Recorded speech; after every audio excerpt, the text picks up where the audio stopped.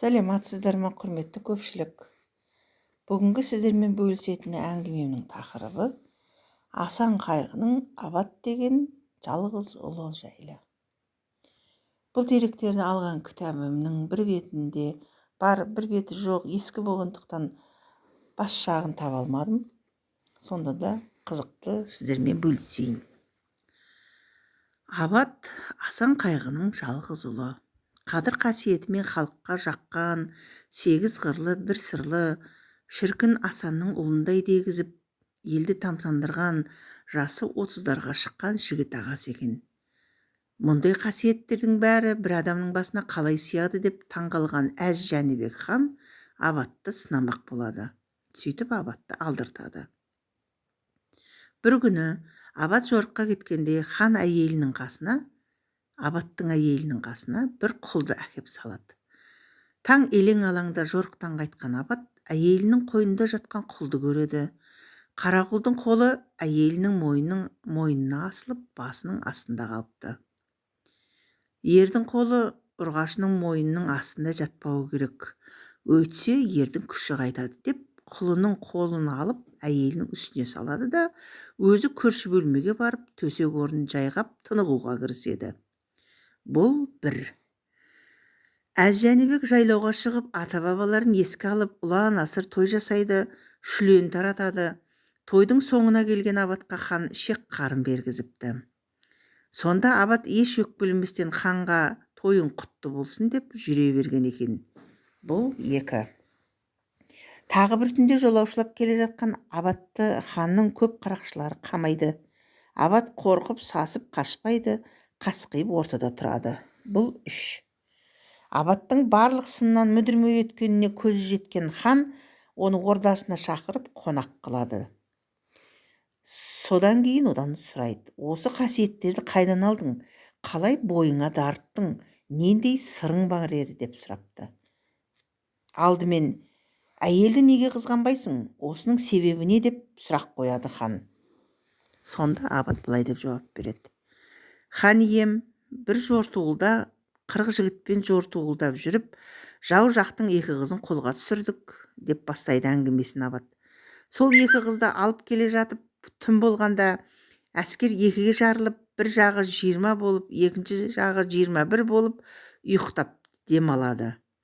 2 қыз 2 жаққа бөлініп жатты. Ертеңіне қыздар бір-бірімен келісе алмай ұрсысып жатыр екен. Сөздеріне құлақ түрсем, біреу екіншісіне: сенің үстем сөйлеп тұрғаның бір байыңның артықтығы дейді. Содан кейін-ақ бұл әйел затына дауа жоқ екен ғой деп, әйелді қызғанбайтынды содан алдым дейді Абат. Қорықпайтынды неден таптың дейді хан. 40 кісі нөкер алып аңға шықтым. Бәрі мерген, бәрі атқыш. Шапқылап келе жатқанда ортамыздан тура қашқан бір қоянды қоршап тұра қалдық.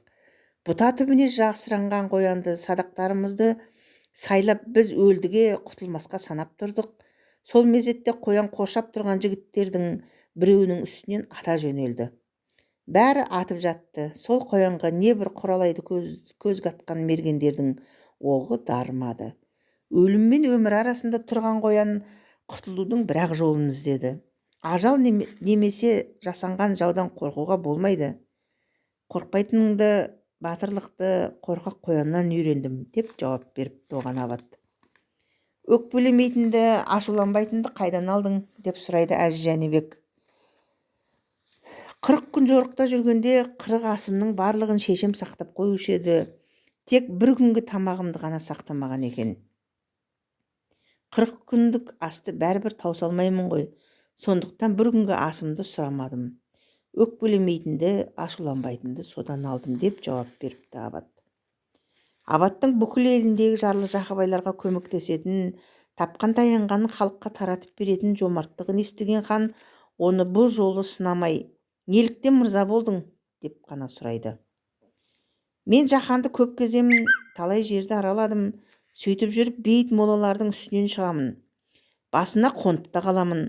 Сонда бір кезде даңқы шыққан өте бай адамдардың сүйегі шығып қурап жатады.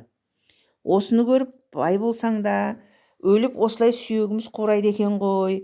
Тіршілікте өзіне өзі қимай, ішпей жемей жинаған мал, ешкімге ауыстырғысы келмеген дүние, бәрі де адам үшін құр әуре есебінде қалады екен.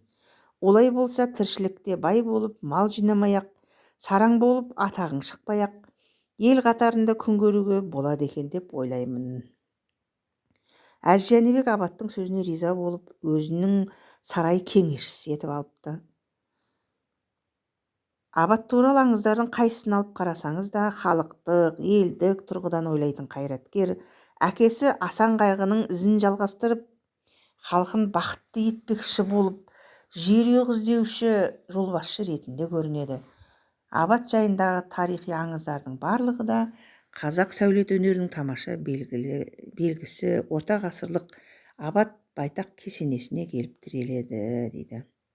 Ол кесене Ақтөбе облысы Қобда ауданы Талысай мекенінің оңтүстігіндегі Бесқопа жазығында.